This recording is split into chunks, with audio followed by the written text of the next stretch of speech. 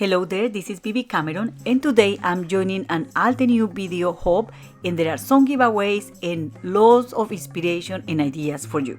Please check in the video description who is the next in the hub and how to enter the giveaway. I also have listed there the supplies that I'm using in this video. So today we are going to be making these cards. This one here is a gatefold, and of course I cannot resist it. I added a partially die-cut edge. This is completely smooth at the back, and I also stamped the image using gold metallic ink that gives a very beautiful no line coloring effect, and at the same time the shine that I always want to add to my projects. So as you see there, these two images are the same. I just adhered the image in a different way, and I just create a simple 5 by 7 inches card. The sentiments were also stamped using that gold metallic ink, and I have some very simple tips so you can get this right from the very beginning. So I'm going to grab the stamping wheel, and to add a little bit of thickness to the stamping sandwich, I'm going to add also this sticky mat there. This is full of little paper fibers, but that doesn't affect the performance of the mat. The first thing we are going to do is to die cut the outline of the image. This is quite large, and by doing this, we are going to be able to know how to place this on the stamping wheel. We need to make sure that this is properly adhered to the sticky mat, and then I'm going to bring the stamp set that is called Peony and Lilac Swag, and I'm going to grab this large image and I'm going to align it with that die cut. This can take a few seconds, and when you see this from above, you will be able to see a white edge all around the edges of the stamp. Try your best and don't stress too much about getting everything perfect. So once this is done, we are going to bring the lid of the stamp wheel, and if you see here, this little hole is my reference. This hole is going to be always at the top, in the center, so that's going to be my guide. Now I'm going to use Altenew Antique Gold ink to stamp the image. As always, we need to make sure that the stamp is well covered with the ink. I'm not going to show you all that here because it takes extra seconds, but we are going to cover that completely. Do an inspection and check if the ink is all over the image, and it's there. So we just can stamp this like so. So I'm going to stamp here once because I just want a very subtle image, but I really need this to be in that sticky mat the whole time until the very end, because later on we are going to bring that image to the stamp wheel again, and we are going to stamp over and over to build up the golden ink color. Just there is very subtle, you can slightly see the shine, and this is perfect to do no line watercoloring if you were using, for example, watercolor paper, but we are using here a smooth cardstock. This is not to do watercolor. We are going to be using stencils to add color to this image. So I'm carefully removing this from the stamping wheel. As I said, I want this image to be the whole time in the same position. So I'm going to grab the stencils. There are 4 stencils to add color to this image, and I have done this in several videos. So we just line up the stencils and just apply the inks using Altenew brushes. We are going to start always by using the lighter ink we have in our table. I'm using here 4 different pink colors that has been newly released by Altenew, also with this month release. They are absolutely gorgeous, and to add shadows and contrast, I'm going to be using purple inks. So to add this ink here, I'm going to tap the brush on the stencil, and I'm going to drag that ink from the stencil on the petals. So it's just dragging that ink, so that I get a very soft degradation of colors at the edges of the petals. With the next stencil, I use a slightly darker ink color, and I do the same thing.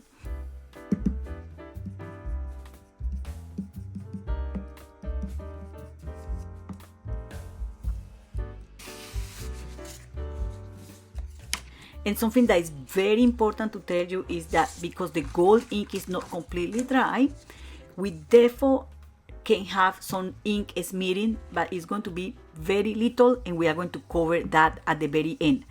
To avoid that from happening, just allow your gold ink to dry for at least 2 days. And I'm not kidding. I have been experimenting with the metallic inks by Altenew, and they really dry slow, especially when you stamp multiple times in the same spot and you build up a very thick line of that color. Obviously, if the ink is wet and you grab one of these brushes and you rub the brush against that, you will have a smearing. So bear that in mind when you are creating with that kind of inks. So I'm going to finish here adding colors to the stencils, and I'm going to play some music while I'm doing that.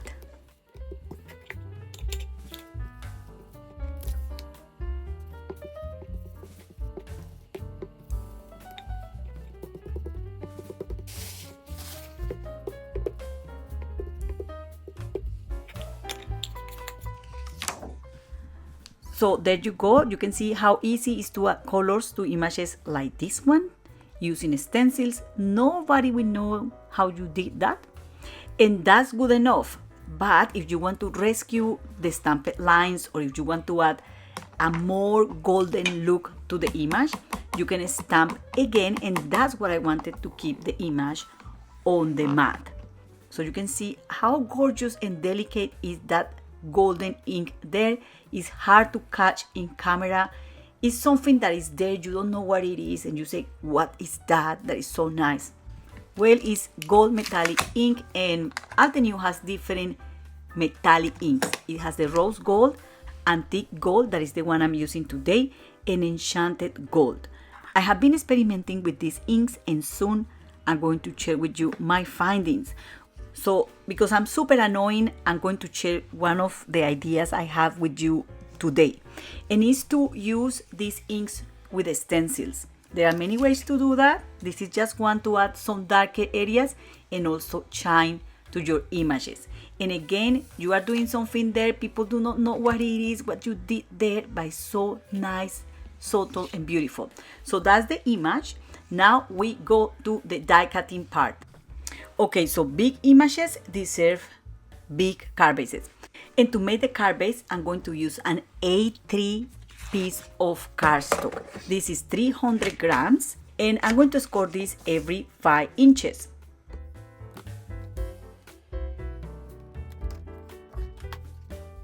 And I'm going to fold these panels inwards, so like that. And I'm going to trim any excess of cardstock just to be able to create a 5 by 7 inches card base. Yes, it seems like a large piece of paper, but the only way you can trim this is folding it first. And because the edges of my cardstock are a little bit damaged, I decided to do that. But all those little pieces of paper, I can use them for other projects. Now we are going to partially cut this edge. I cannot avoid doing this when I have this kind of supplies.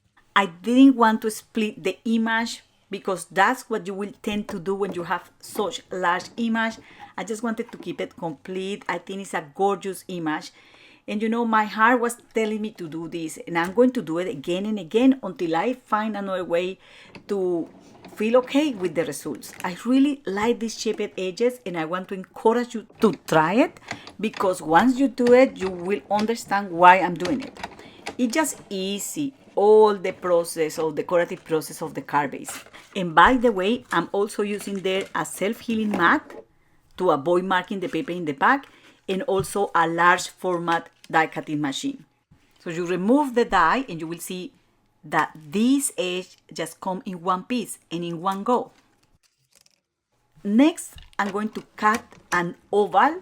This is the larger oval die I could find in my stash. Use any similar die, and I'm going to cut a piece of lilac cardstock at 7 inches and about 3 inches width. Then I'm going to place it over my card base just to guide myself how I have to cut that piece. So once I glue over this my die cut, you won't see any edges or any excess of cardstock behind. This doesn't have a rectangular shape, so I'm cutting that angle there to be able to hide the edges of this piece behind the die cut. We are going to use liquid adhesive to adhere this piece there. Then check all around the edges, and if there is any little piece of cardstock that you can see behind, just trim it down. And then I'm going to cut 1/2 inch of this oval shape. Depending on the die that you use or your oval shape, and also depending of the width of your border, this might be different. So what we need to do is to make sure that this shape doesn't go over any of the edges, not the partial die cut edge and not the side fold. We are going to adhere this using liquid adhesive, and once this is in place, we can adhere the color die cut over. Completely optional, you can also trim any piece of the die cut that is showing outside the edges, and you can also use the trimmer to get a very nice sharp edge, and you cannot see the difference between the purple cardstock and the white cardstock. Now you can add any insert inside the card if you want to, but I'm going to leave it just white. And last but not least, all you have to do is to add a sentiment to these cards. And to do that, I'm going to use black cardstock and Altenew antique gold ink. And to do this, I want you to stamp this at least 5 times. But when you are doing this, I don't want you to apply any pressure. It's just a little bit of pressure on the platform so that you transfer that ink, or you layer the ink over and over that black cardstock. This is going to be super wet, so we need to allow this to dry, or we need to heat set this up.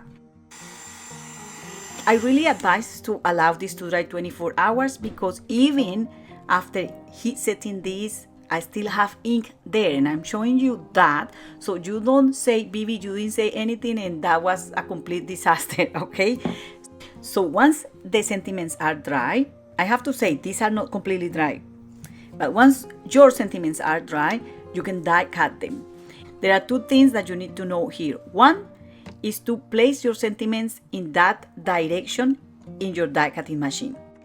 And the second one is when using the tape to adhere the die to the cardstock, do not adhere that tape over the ink or the sentiment because it's going to smear the ink if it's wet. You see the ink in my plate there? They are not completely dry, and this ink needs to be clean from the plate to avoid transferring that ink to another project. So that's pretty much it. Then when we have our sentiments, we can add them to the cards, and we can also stamp other sentiments that coordinates with the die cut sentiments. This is optional. I just wanted to show you how gorgeous that ink is. It's another winner, and it's completely new to me. I don't know how I could live without this. So anyways, don't forget to add blink, and if you see the design, I think the oval could be home for something else, maybe a texture or something else, but I'm going to leave this card super simple. So that's all for today. I hope you enjoyed this video. Do not forget to subscribe to my channel or to visit my blog for more ideas and inspiration. Thank you very much for watching, and happy crafting. Bye!